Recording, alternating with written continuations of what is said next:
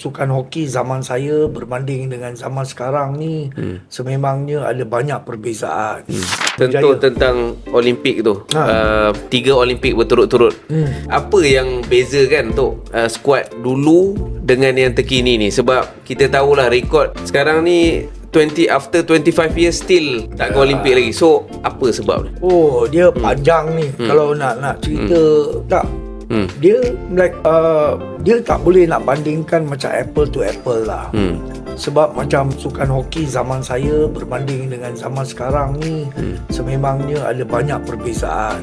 Macam kalau dulu-dulu lah kalau dulu-dulu sukan Olimpik ni dia sebenarnya adalah satu motivasi lah. Motivasi.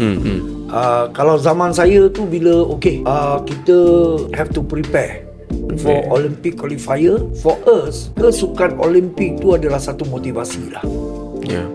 That means like macam kita tak mengharapkan faktor-faktor yang lain untuk motivate kita.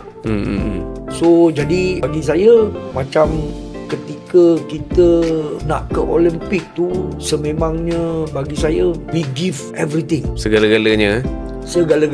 Adakah sekarang ni pemain tak beri segala-galanya? Tak, bagi saya tidak juga.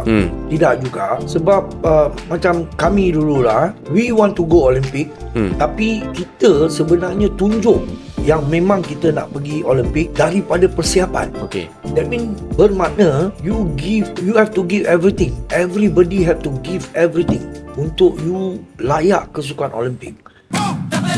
Gemuruh macam stadium penuh, cepat sikit merapat bro.